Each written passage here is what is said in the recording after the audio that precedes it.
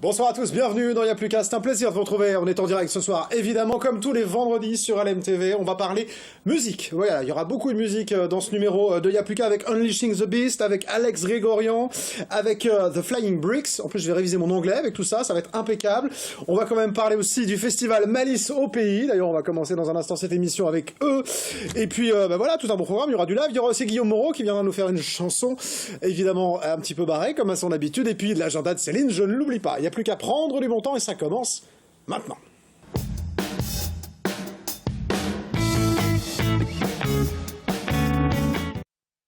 D'abord, il y a plein de monde ce soir sur le plateau, ça va rouspéter un peu au régime, parce que quand j'ai plein de monde, ils font ouais, du monde et tout. Mais c'est pas grave, parce que j'ai Unleashing the Beast qui est là. Salut les gars. Salut. Ça va bien? Merci d'être là ce soir, on va parler d'une date qui arrive bientôt, puis de votre groupe de manière générale, bien évidemment. On va le présenter dans un instant. Avant, je vais dire bonjour à Alexandre, voilà. Bonjour. Je me suis trompé juste avant dans le prénom, mais là je suis impeccable. Voilà, à l'antenne, nickel. C'est-à-dire, je l'aurais pas dit là, on l'aurait pas su. Mais voilà, c'est pas grave. On va parler avec vous dans un instant de Malice au pays, un très très joli festival avec plein de dates du côté. Alors ça y est, c'est le Pays du Loir, Vallée du Loir, voilà. Pays Vallée du Loir. Exactement. Mais on va commencer avec Unleashing the Beast, ça vous va? Unleashing the Beast. J'ai un peu de mal, je suis désolé. J'ai les prénoms, tout ça, je le disais. On présente un peu le groupe en quelques mots. C'est un groupe énergique, on va dire. Ouais. Hein, c'est ça, hein. Ouais. On est dans l'énergie. Bah alors du coup, voilà, on fait de la musique depuis bientôt 7 ans. Du coup, on s'est tous regroupés en 2010. Et on a joué à droite à gauche, fait quelques concerts. Et on a vraiment commencé à bien se professionnaliser, bien faire monter le truc en 2013 avec un album en mars 2015 et une tournée par derrière, voilà, et jusque là le 10 février à l'Oasis. Bon, Unleashing the Beast, si on va faire une traduction un petit peu littérale, ça voudrait dire quoi? Parce que ça aide à comprendre un peu à qui on parle, quoi. C'est pour ça que je me permets cette question. Alors, on pourrait le dire comme relâcher la bête. C'est ça, hein, voilà. Ce que je vous propose, c'est pour qu'on comprenne un petit peu pourquoi je dis que c'est énergique, c'est qu'on regarde un petit extrait. Comme ça, les gens vont être bien de quoi on parle. Et puis on continue, bien sûr, de vous découvrir juste après. On y va.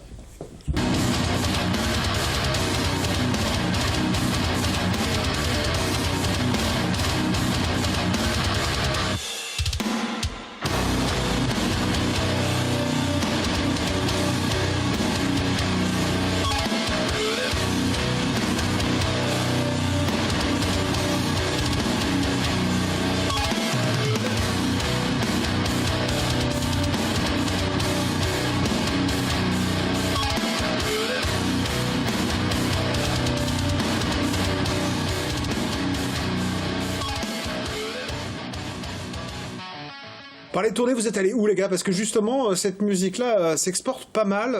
Vous êtes allés jusqu'où en tournée? Ouais, elle a plutôt bien marché. Voilà, on est principalement resté en France. On a été un peu dans le sud, dans tous les quatre coins. Istres, Saint-Étienne, Poitiers. Lille Lille, ouais, aussi, on a fait vraiment toute la France. Oui, voilà, vous êtes bien baladés. Ce type de musique, c'est quoi le public en France? Est-ce qu'il y a un public important pour cette musique un peu dure, un peu agressive, si je puis dire, presque? Enfin, agressive non, parce que ça pourrait être péjoratif, mais en tout cas dynamique. Ouais, si, il y a un public qui est quand même assez important, c'est une musique qui est quand même assez à la mode, donc oui, on a un public, quel que soit l'endroit auquel on peut aller jouer, on retrouvera toujours des aficionados, entre guillemets, des passionnés de ce genre de musique. Ce qui est important, c'est, je trouve, moi, la différence entre différents groupes, c'est qu'on garde une musicalité quand on vous écoute, on n'est pas justement dans l'agression ou dans le côté extrêmement hurlant tout le temps, enfin c'est mon avis, hein, mais des fois je le donne de temps en temps, et je trouve que c'est important, c'est-à-dire de garder cette, voilà, même si c'est une musique forte, énergique, on garde quand même cette musicalité qui est bien présente, c'est important pour vous, vous faites de la musique, quoi, très clairement. Bah oui, clairement, on garde une musicalité, c'est vraiment la définition même de ce qu'on fait, on joue ce qu'on appelle du metalcore, donc c'est un contraste entre vraiment le chant crié, donc par Gary, et par le chant clair, comme on l'appelle, fait par moi sur les refrains, des passages plus aérés, mais qui restent toujours dynamiques. Hein.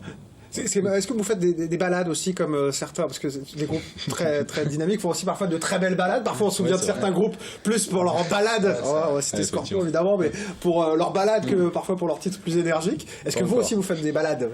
Pas encore. Pas encore, mais on y pense pour le deuxième. Vous pensez? On y pensera.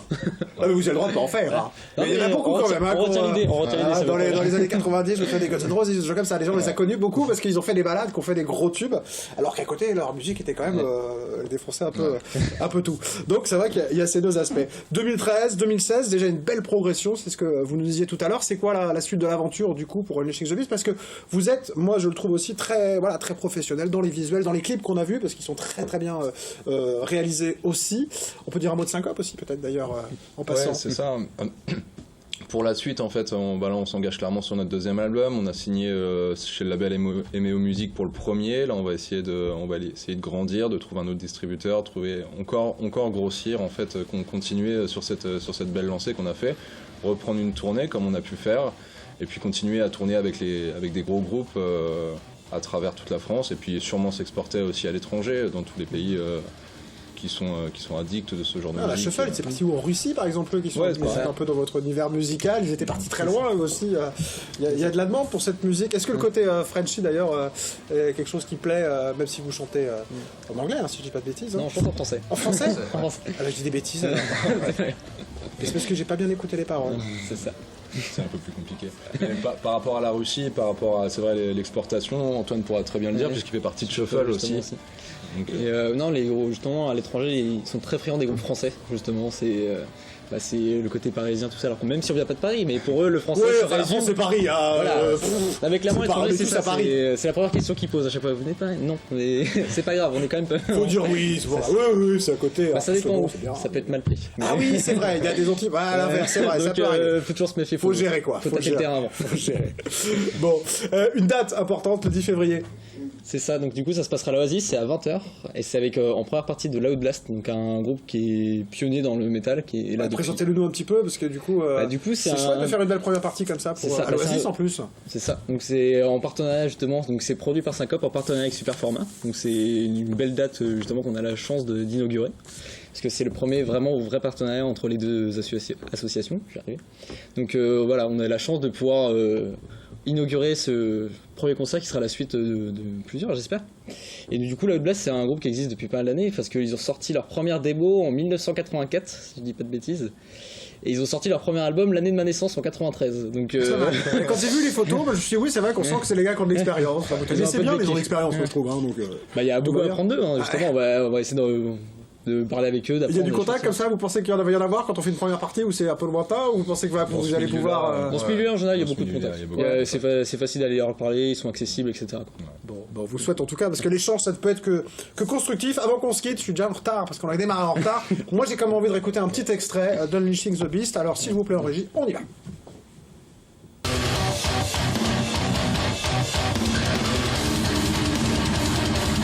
Alors, en retard. Ils nous sont super chargés, on est en retard.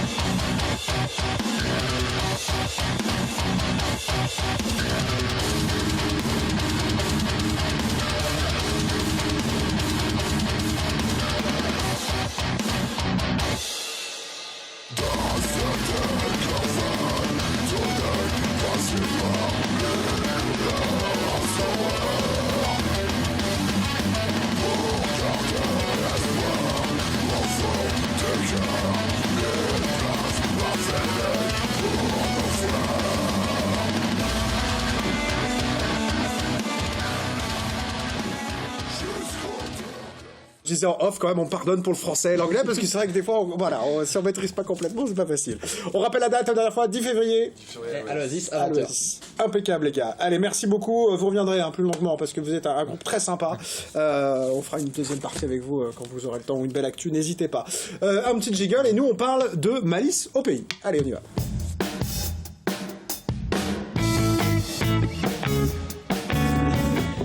On change d'univers hein, avec vous, Alexandre, avec Malice au pays. Alors, moi, la première chose que j'ai envie de souligner, c'est que c'est dans le pays de la Vallée du Loir. C'est un de ces très beaux festivals qu'on a en Sarthe qui se passe en ruralité. Et ça, c'est la première chose que j'ai envie de souligner, Alexandre. Oui, effectivement. Le pays Vallée du Loir, c'est le sud-sud de la Sarthe. On donne quelle commune, par exemple, Léa, pour ceux qui... Bon, la plus grosse Ils sont commune, comme moi, c'est pas la très doués en Flèche, géographie. la Flèche, Château du Loir, le Lude. Voilà, ça c'est les trois grosses communes. Voilà.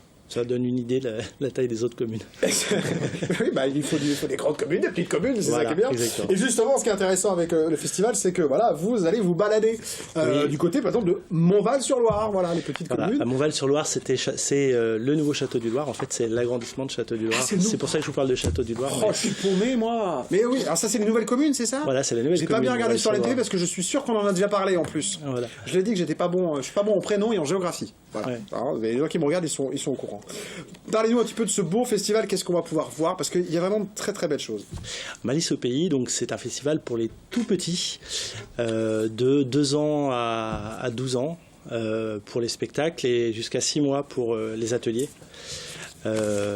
Et on y voit du cirque, du théâtre, de la marionnette, de la musique, c'est très très varié en fait. Oui, vous allez chercher dans un peu tous les différents types d'art Voilà. qui peuvent s'adresser à l'enfance. Est-ce que c'est facile de trouver des spectacles adaptés justement aux tout petits? Parce que c'est pas facile de les capter quand même, les petits menus de 2 ans. C'est pas toujours évident, surtout dans certaines disciplines. La danse, par exemple, on n'en a pas cette année, on en aura l'année prochaine. Et effectivement, par exemple, la danse, c'est pas toujours évident de trouver des spectacles qui vont bien, qui sont bien adaptés. Ça dépend des catégories d'âge.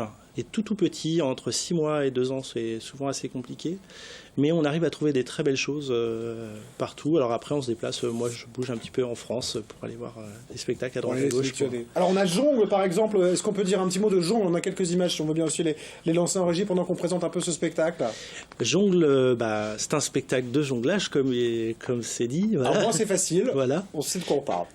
C'est un spectacle de jonglage avec des balles, mais aussi avec des cubes, avec des ballons, pour les tout petits à partir de 2 ans.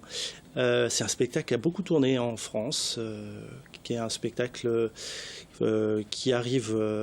il y a des Parisiens, les comédiens arrivent d'un peu partout, enfin les circassiens arrivent d'un peu partout. C'est un très très beau spectacle, tout en couleurs. On s'ennuie pas quand on est adulte et qu'on va voir un C'est très spectacle rare comme en ça? fait, c'est très très rare. On pourrait avoir peur de se dire oui, si c'est pour 2 ans, moi je vais m'ennuyer. En fait, souvent on sous-estime la capacité des enfants à voir des spectacles. Donc on se dit, oh, c'est des spectacles pour enfants, donc on fait des spectacles pour enfants. Et nous, on est en recherche de ces spectacles qui sont à la fois pour les enfants et pour les adultes, qui permettent justement aux enfants de découvrir des choses et d'évoluer, enfin de les faire évoluer. Assieds-toi comme il faut. Je sais pas ce que je vous dis à l'instant, mais c'est le nom d'une autre compagnie, d'un autre spectacle d'une autre compagnie, les Fous Furieux. Oui, assieds-toi comme il faut, sur 2 communes, Bazouges et Saint-Jean-de-la-Motte. Assieds-toi comme il faut, c'est encore du cirque et c'est un équilibriste, enfin un clown équilibriste qui était à la fois équilibriste sur une chaise, c'est pour ça que c'est assieds-toi comme il faut, mais aussi équilibriste sur un porte-manteau. Voilà. Ah oui. Pour vous donner une idée. Ok. Il faut trouver des idées pour se renouveler, voilà, donc exactement. pourquoi pas. La chaise, c'est vrai que c'est un exercice qu'on peut retrouver, mais c'est vrai que Le porte-manteau, c'est moins. c'est plus original. On continue un petit peu. Petit Rouge, tiens aussi. Petite Rouge. Petite Rouge, pardon. Oui. Eh ben, c'est une réinvention en marionnette du Petit Chaperon Rouge. C'est très joli, très poétique, tout en douceur. Avec, c'est tout en voix, etc. Et ça a lieu à Château-du-Loir le mardi 7 février. De toute façon, on met le site internet évidemment pour que, voilà, si vous retrouvez là, on fait un petit briefing pour voir un petit peu les images et découvrir ces spectacles. Et j'espère donner envie aux gens, bien sûr, d'y aller. Mais on a un www.pays-valleduloir.fr. On met bien dans l'antenne pour que, voilà, vous puissiez retrouver les dates et les informations pratiques. Allez, un petit dernier avant de se coucher. Elle est où la Lune? Elle est où la Lune? C'est un ciné-concert en fait. Un ciné-concert, un ciné-bruitage, c'est un mélange entre les deux, c'est-à-dire qu'il y a une projection d'un petit film animé qui a été fait par l'une des 2 comédiennes, enfin l'une des 2 musiciennes, et le bruitage est fait en direct pour les enfants, avec plein de petits objets de la vie de tous les jours. Il y a plein de très belles choses, de très beaux. Moi, j'ai regardé un peu évidemment les vidéos avant de découvrir. Il y a vraiment de très très belles choses.